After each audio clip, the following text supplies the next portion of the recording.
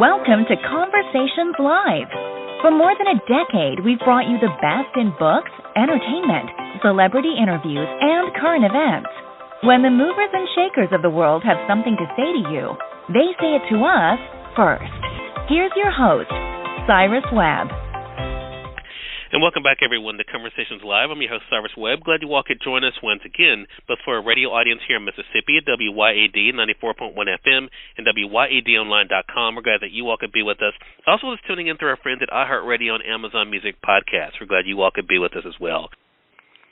This is part of our News You Can Use segment here at WYAD, and today we're talking about myeloma. Did you know that blacks are at twice the risk of developing myeloma and being diagnosed at a younger age compared to white Americans and other ethnic groups? Because of this, the Leukemia and Lymphoma Society, or LLS, has been able to work together to be able to not only to get people informed, but also to help us stay educated and stay connected as well. They're doing this through their Myeloma Link initiative. Here to talk to us about that, we're excited to welcome Bryon Daily to our program today. Bryon is a community outreach manager for LLS. We're going to talk to him not only about his own journey with myeloma, but also what he's doing to help make a difference. Bryon, thank you so much for the time today. Really appreciate it. Good morning, Cyrus. Thank you for having me today. So I want to talk about this because I think one of the things that as we do talk about cancer, especially blood cancer, we don't think about sometimes about the disparities that exist. So as we're talking about myeloma today, talk to us about the prevalence of this particular blood type, Bryon, when it comes to the African American community. Yeah. So Cyrus, it is a disease that has been diagnosed at a 2-to-1 ratio over other ethnicities in the Black American community.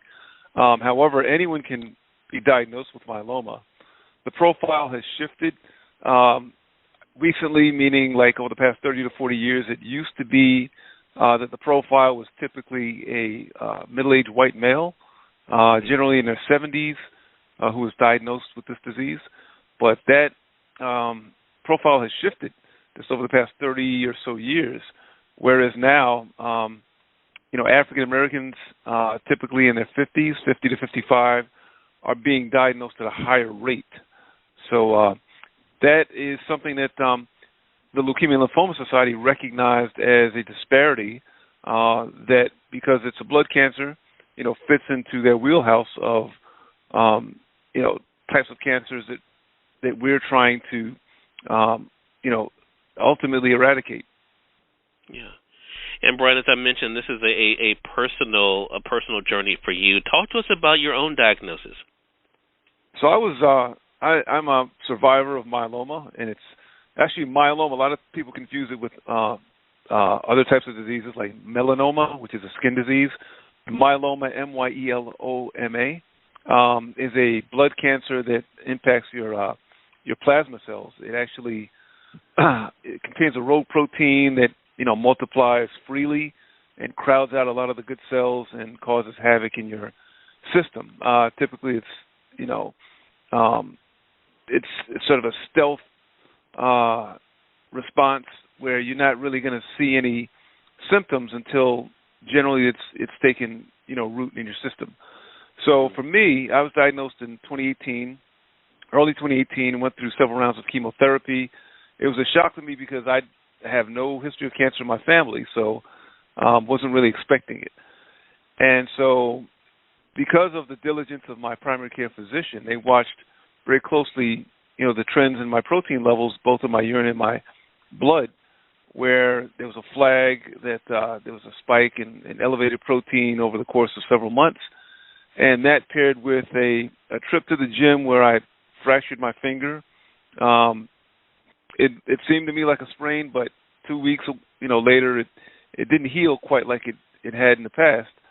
So, fracture is just another sign that there was something else going on. So my primary care physician recommended that I go see a specialist, and that's when the diagnosis took.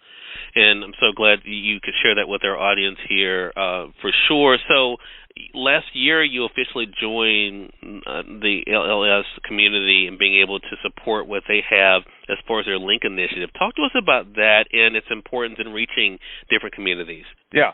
So, I joined LLS after first becoming a patient, registering at their website, then becoming a volunteer, and then ultimately being hired in this role.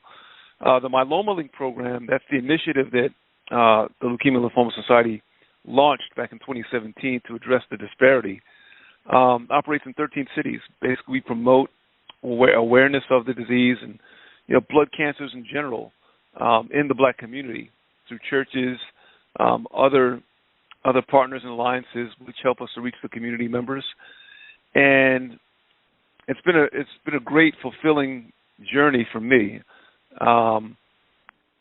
What we're doing now is helping patients to access resources that they're not aware of, such as we have what's called the Information Resource Center, or IRC. These are people on staff to take phone calls from patients, help them with anything from nutrition, mental stress, information about clinical trials, as well as helping them to offset some of the costs through reimbursement for parking, travel. We also offer scholarships to students with blood cancer. So the organization is the leader in this space, and I'm proud to be here to help. How have you found, Bryon, that your own personal experience helped you as far as your work with LLS? I know because you do have a personal connection, I'm sure that's that, but how does that help you in being able to want to get the word out and to get more people informed? That's made all the difference. I didn't know anything about the disease until I actually got diagnosed. And because I've had a successful recovery, keeping in mind that this is a disease that's not curable, it is treatable, but it stays with you for the rest of your life.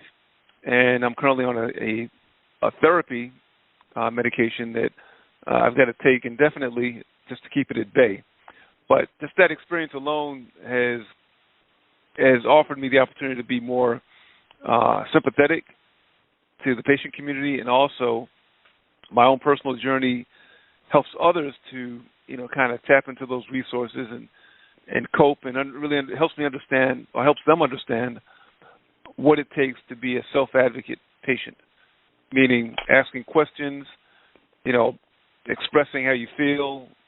Sometimes we don't do that a lot as men, and you've got to really be vulnerable if you want to help yourself. Yeah, knowing that our stories can definitely help other people as well. I think that's the other thing. Again, everyone, Bryon Daily has been our guest, Community Outreach Manager for the Leukemia and Lymphoma Society, talking with us not only about his own journey with myeloma, but also what it's been like for him to work now with LLS's Myeloma and Link initiative to be able to help get other people informed.